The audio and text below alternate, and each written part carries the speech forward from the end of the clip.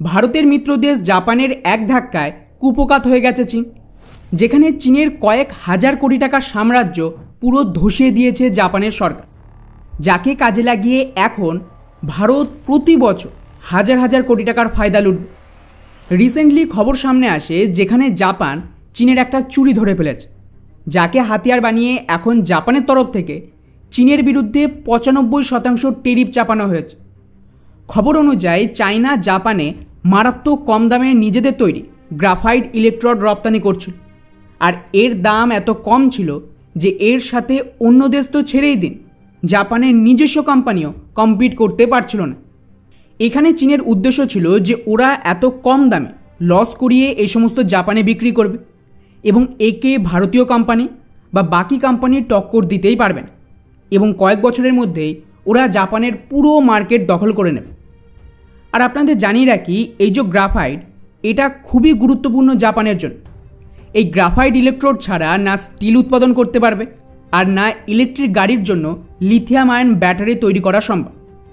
এবং এই কারণেই কিন্তু জাপানকে প্রতি বছর কম করেও 2.5 থেকে 3 হাজার কোটি টাকার শুধুমাত্র এই গ্রাফাইট ইলেকট্রোড আমদানি করতে হয় বিদেশ থেকে, যার মধ্যে কম করেও 60 থেকে 70% আসত কেবলমাত্র চায়না থেকে, আর বাকিরা ভারত, আমেরিকা এবং ইউরোপিয়ান দেশ থেকে। আর যেমনটা আমি বললাম যে চায়না এই সমস্ত ডাম্প করত, মানে বাজার মূল্য থেকে কম দামে এটা বিক্রি করত।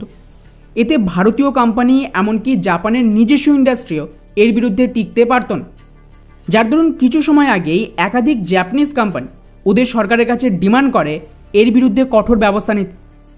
এবং জাপানের সরকার এর ওপর ইনভেস্টিগেশন করে জানতে পারে যে হ্যাঁ, চায়না এইভাবেই পুরো মার্কেটের দখল নিচ্ছে। ব্যাস, এখন জাপানিজ মিডিয়ার খবর অনুযায়ী জাপান চাইনিজ গ্রাফাইট আমদানির ওপর 95% বেশি ট্যারিফ বা শুল্ক চাপাচ্ছে। এতে কী হবে?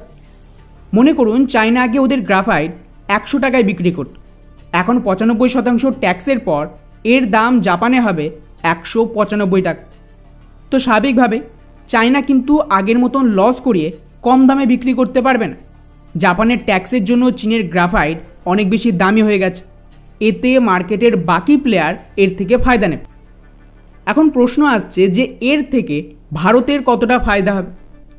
ওয়েল, চাইনিজ গ্রাফাইট যেহেতু দামি হয়ে গেছে, তো স্বাভাবিকভাবে জাপানিজ ইভি এবং স্টিল কোম্পানি এর অল্টারনেটিভ সস্তার অপশান খুঁজবে, আর ভারত এখানে নিজেদের সস্তার গ্রাফাইট অফার করে এই মার্কেটের দখল নিতে পারবে, যেটা আগে কিন্তু সম্পূর্ণ চীনের কবজায় ছিল। আজকের দিনে ভারত বছরে কম করে 500 থেকে 600 মিলিয়ন ডলারের গ্রাফাইট রপ্তানি করে গোটা বিশ্বে, মেইনলি ইউরোপ, আমেরিকার মধ্যপ্রাচ্য। জাপানে ভারতের অংশীদারি খুবই কম, মাত্র 30 থেকে 40 মিলিয়ন ডলারের আশেপাশে। এখন চীনের ওপর ট্যারিফ চাপাতে ভারতের যে সমস্ত কোম্পানি রয়েছে, যেমন ধরুন হেগ এলটিডি, গ্রাফাইট ইন্ডিয়া, এদের শেয়ার প্রায় 18% বেড়ে গেছে, কারণ স্বাভাবিকভাবে এরা এখন জাপানের মার্কেট দখলের চেষ্টা করছে। রিপোর্ট অনুযায়ী এরপর ভারতীয় কোম্পানি বছরখানেকের মধ্যে নিজেদের রপ্তানি জাপানে 100 মিলিয়ন ডলারে পৌঁছতে পারে। ফলে জাপানের এই সিদ্ধান্ত ভারতের জন্য একটা সুবর্ণ সুযোগ এনে দিয়েছে। যদি ভারত দ্রুত উৎপাদন বাড়ায় আর জাপানের সাথে বাণিজ্যিক সম্পর্ক আরও শক্তিশালী করে, তাহলে 2025 সালের শেষ আসতে ভারতের গ্রাফাইট ইলেকট্রোড রপ্তানিতে একটা নতুন উচ্চতায় পৌঁছবে। ফলে চীনের পতন আর ভারতের উত্থান, এই হতে পারে নতুন বাণিজ্য যুগের সূচনা। বাকি এই পুরো বিষয় নিয়ে আপনারা কি মনে করেন যে ভারত এই সুযোগ পুরোপুরি কাজে লাগাতে পারবে, নাকি চায়না কোনো নতুন কৌশলে ফের জাপানকে নিজের দিকে টানবে? নিচে অবশ্যই কমেন্ট করে জানাবেন। জয় হিন্দ।